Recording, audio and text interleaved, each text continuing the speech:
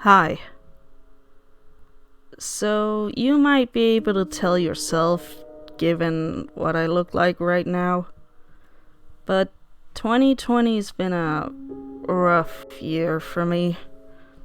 A lot of things just kind of fell apart and culminated, and it's been a mess. And apparently I'm very bad at handling stress, so I got hospitalized earlier this year.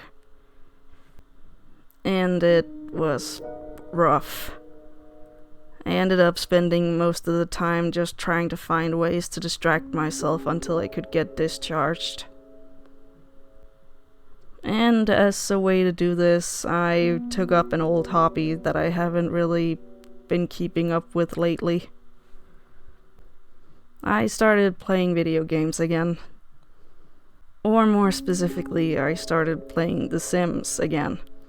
Something I haven't done since I was around 15. But given how The Sims works now, you can't really have that much fun without paying for DLC content.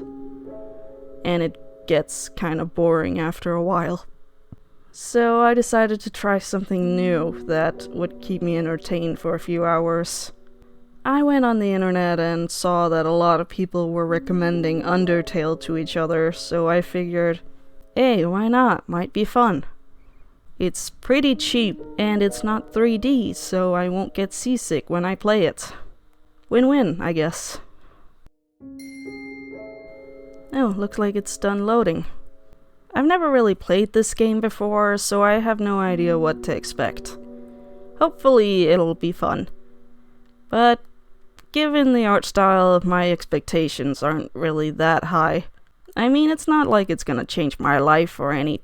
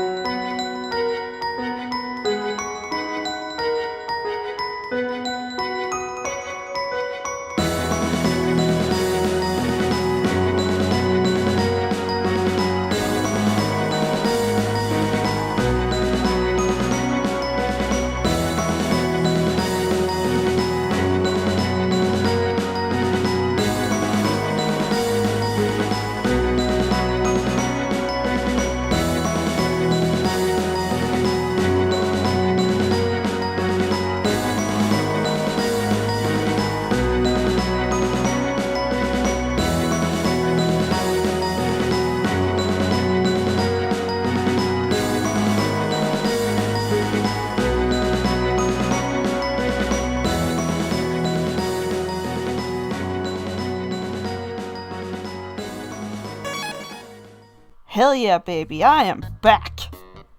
Sorry about the long-ass summary, guys, but I figured that I needed to actually show you what state I was in before 2020 finally hit.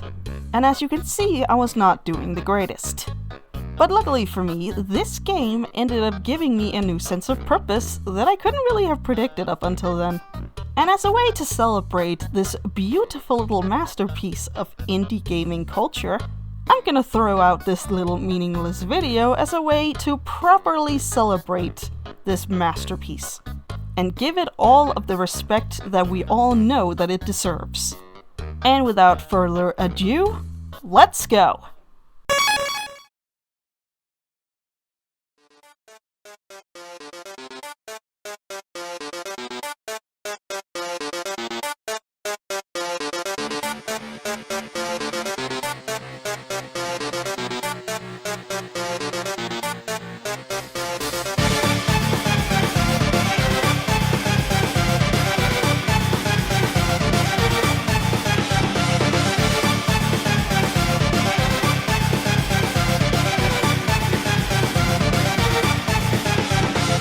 This, my dear friends, is Undertale. Hopefully I shouldn't have to explain to you what that is. But given the surprising amount of people in my life who have no idea what I'm talking about whenever I bring up this game, I guess I'm gonna have to make a short summary of the thing, just in case a boomer accidentally stumbles upon this video and have no idea what the hell I'm talking about. Undertale is an indie RPG made in GameMaker Studio 2 back in 2015. September 15th, very specifically, which at the time of this video's release should be exactly 10 years ago to the date. I'm not crying! You're crying! And it is, by no exaggeration at all, one of the biggest indie games in the world. No joke, I cannot overestimate just how big this fucking game is. It won Game of the Year back in 2015, beating out titles made by fucking Nintendo, even being voted best game of all time at one point. I am not kidding. The game is actually so big that at some point Nintendo took notice of it and ended up placing one of the main characters from the game in fucking Super Smash Bros. I am not kidding. Take a look for yourself.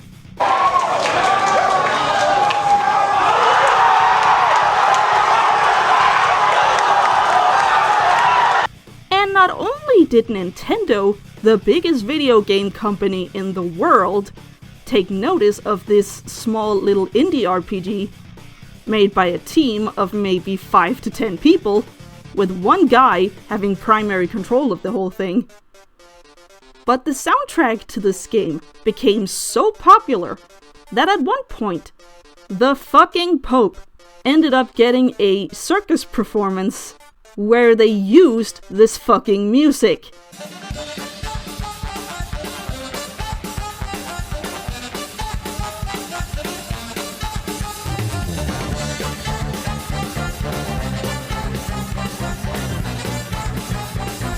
Yeah, you recognize that tune?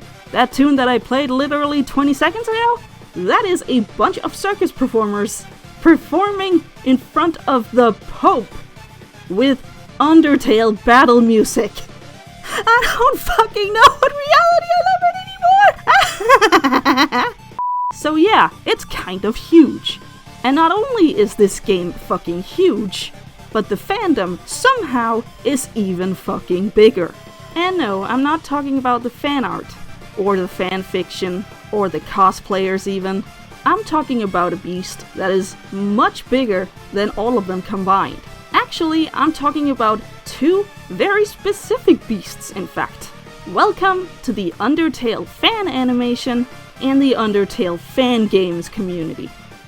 If you've been on the internet at all within the last year, you'll know about the fan game Undertale Yellow, a fan game to the original that ended up becoming so popular that it's almost considered an unofficial sequel.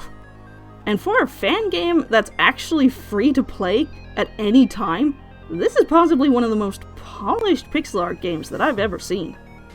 And keep in mind, this is a fan game, which means it's completely free and made by amateurs that don't work in the industry. And for context, this is what the game actually looks like. Look at it! Look at how beautiful this game is! Look at these beautiful settings, look at these beautiful character designs, look at this absolute madness! This is a fan game! A fan game! And when I started to do a little bit more research, I started to realize that it's not even the only good fan-made game out there. There is actually a good handful of these kinds of fan games that are surprisingly well made. Especially considering that they don't have a fucking budget, because they're fan games. First we have TS Underswap, which is basically Undertale, but where every character is basically swapped with their oppositional counterpart. Which means instead of Frisk falling into the underground, it's Kara who falls into the underground. And instead of being attacked by Flowey, you end up getting attacked by Temmie. Oh, and also, instead of getting saved by Toriel, you get saved by Asgore. Yeah, it's a really fun game, and I would highly recommend it to anyone who's stupid enough to try the world of Undertale fan games. Also, it's really pretty. Like, way too pretty, and it has a lot of bosses too. It is impressive for a small fan project. Also, Sans gets to be a superhero with a little mask and cape. Oh, and he has a fucking grappling hook. Best fan game ever made. And then we have Delta Traveler, where instead of Frisk falling into the underground, it's Susie and Chris. Yeah, Susie and Chris from Deltarune. You know, Undertale's unofficial sibling. The unofficial sequel to Undertale that Toby Fox tries to gaslight us into believing has nothing to do with the original. Sure, Toby, I'll buy your nonsense for now. But that will not stop my headcanons from taking over and ruining everything. Anyway, the game is basically about Chris and Susie trying to find their way through the underground, and meeting Noelle along the way. Also, it's a fan game that explores different Undertale AUs, such as Underfell. Yeah, remember that? One of the few fan games where you actually get to fight Underfell Sans. And it's really badass, and kind of intense. So be on the lookout for a red Sans. Might just try to steal your soul. Moving on, we also have Outertale, another Undertale AU taking place in space, where you basically play Undertale again, but the underground is in space. And instead of being a flower, Flowey is now a star. Yeah, it's kinda weird, but it's so pretty looking that I don't even care. Bad Monday Simulator is basically an Undertale's Sans fight game, where instead of fighting Sans, you fight Garfield, dressed up as Sans. And he has Garfield-themed attacks, like smoking John's pipe, kicking Odie off of the dinner table, and healing through the prayer of godly lasagna. I swear to God this is a real game and I'm not making it up. Deltarune Dreamland Saga is a Deltarune fighting game where you fight Kirby. Yes, that cute little pink ball that basically swallows anything it comes across. That thing. You fight that thing. And it's glorious. Inverted Fate Fallen Crown is another Undertale fight game, but instead of fighting Asgore as the final boss, you fight Toriel as the final boss. And she is not happy to see you at all. And of course, one that technically doesn't exist yet, but that I'm very, very hopeful for. Undertale Plus. It's basically an Undertale mod that allows for a lot of different stuff, and I'm really excited to see when this thing comes out. Because apparently it has multiplayer and customization options, which I'm very excited for. And those are just the games that I actually took time out of my day to sit down and play. There are thousands of other really good fan games out there that I haven't even touched. Mainly just because I didn't want this video to be like 5 hours long. But now that we're done with that segment, let's move over to the much bigger, the Undertale fan animation community, which is surprisingly huge. I don't think I can understate just how many people have made different types of Undertale animations throughout the years. Ever since the game was released 10 years ago, new animations continue to pop up here and there, some even being accompanied by original songs. which in my opinion is really fucking impressive. They are surprisingly good. Again, these are completely free personal projects that people make just because they want it to exist. They want to see a little Undying fighting Flower Undying. They want to see Flowey mutate into his flower form in disgusting, hyper-realistic detail. They want to see all of the different Undertale AUs live in the same universe and having to constantly fight each other. They want to see Asriel turn into Akira. They want to see Mettaton fight Kara and lose. They want to see Mettaton fight Frisk and lose. They want to see Undying inspire Alphys in the most beautiful way possible. They want to see Undying try and fail to beat Frisk's ass. They want to see Sans fight Jevil. They want to see what happened to the first human that fell. They want to see Kara and Asriel fight. They want to see Sans take a nap and be woken up by the annoying dog. They want to see the boss fight between Asriel and Frisk. They want to see the little bird from Waterfall grow an uncomfortable amount of muscles and embark on his journey to take you across the pond. They want to see Sans and Papyrus and all of the different shenanigans they get themselves up to while living in Snowdin. They want to see Frisk sing about hot dogs and french fries. They want to see a character called Bête Noire beat the absolute hell out of Sans, Gaster, and Papyrus in a project called Glitch Tale. They want to see Sans have nightmares about all of the ships that the fandom forcefully places him in. They want to see Alphys make a little love song for Undying and finally confess to her, and then they make out. They want to see Toriel sing a Carly Rae Jepsen parody called Call Me Mommy. They want to see Sans shoot up Papyrus while swearing and saying the N-word. They want to see Undying turn into a true hero form and try to kill Frisk. And fail. They want to make an entire Undertale musical that is way too good. They want to see Frisk and Mettaton give an audience the best show that they've ever had. They want to see Papyrus swear in internet forums. They want to see Sans dance the Fortnite dance. Oh god, do they want to see him do the Fortnite dance. Over and over and over again. They want to see what Sans and Frisk does when Papyrus isn't home. They want to see Frisk do the Lolly Requiem dance. They want to see Asgore validate Chris's gender identity during Pride Month. They want to see Sans fight. They want to see Sans fight. And they want to see Sans fight. And there are so many examples of this. I could go on for hours. But the community is just so huge that it's not even worth trying anymore. I mean, just look at what I was able to find. This is just some of the best that I was able to find. There are hundreds, if not thousands of videos just like this. And it just never stops. People can go on for hours. Recently, I went through some of my old stuff, and ended up finding some drawings that I made while I was in the hospital. And funny enough, a lot of them happen to be Undertale fan art of my character. Do you wanna see some of them? No? You don't care? Well, too bad, because we're doing it anyway. Here's another montage for ya.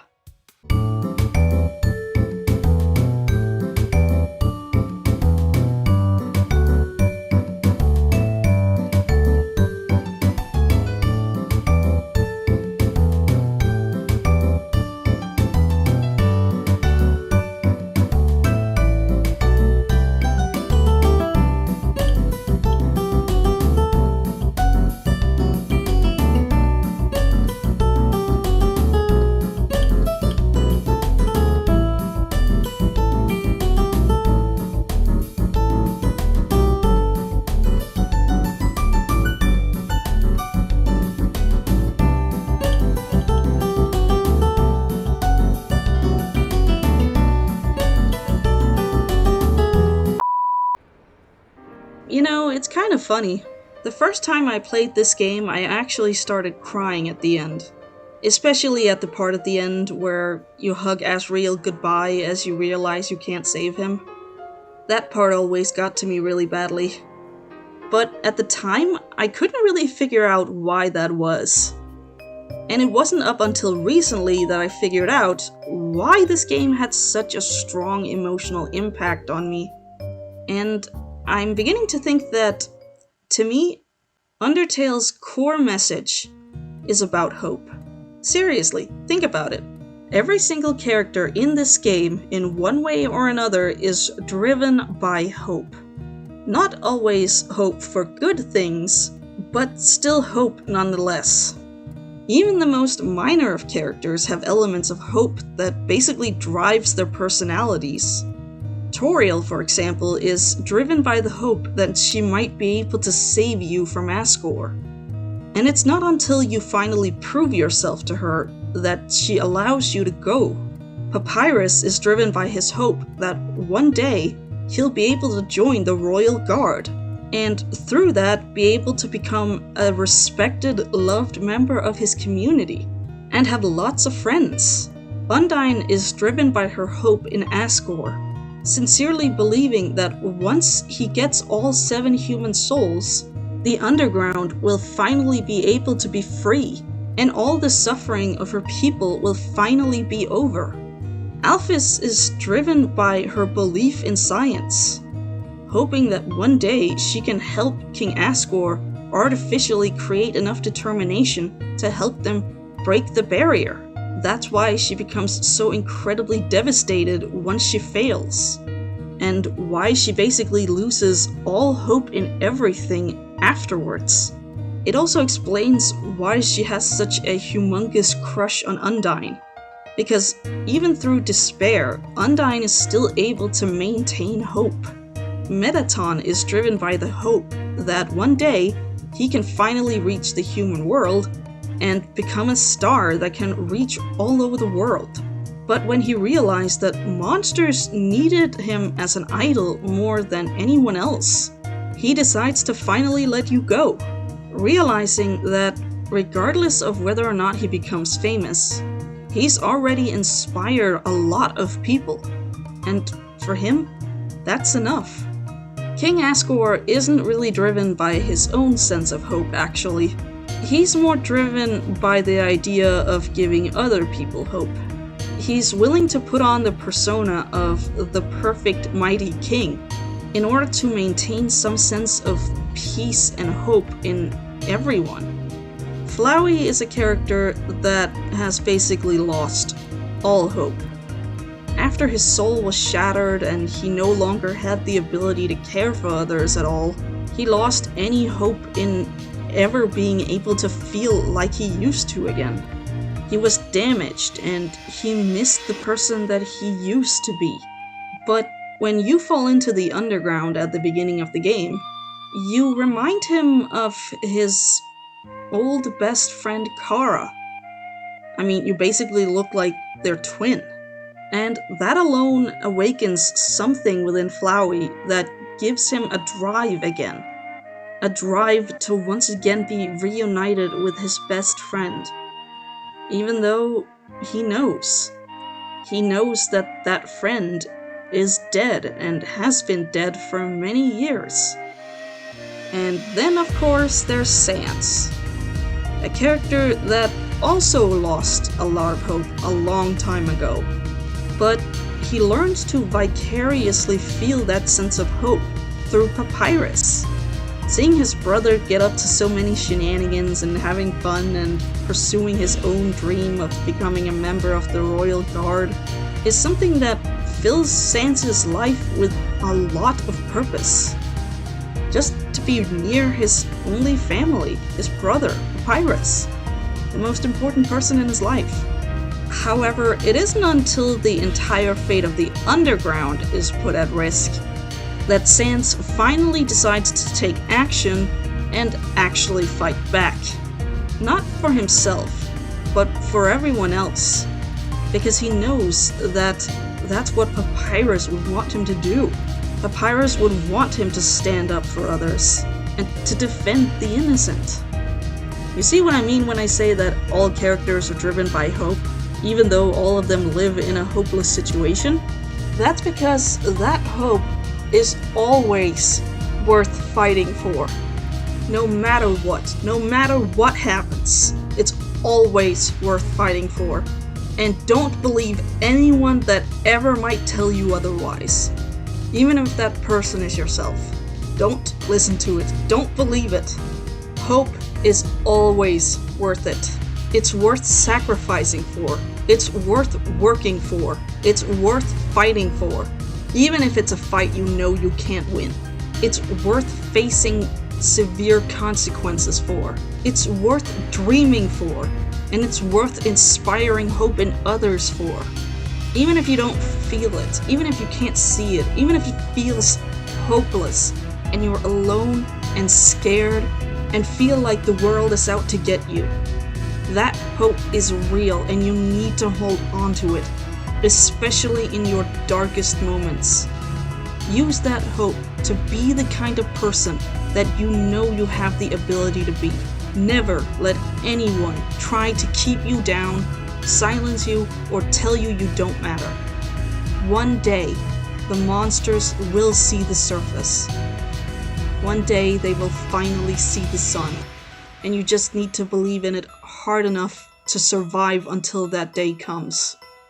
It might sound foolish or childish or naive, but it's not. It's hope.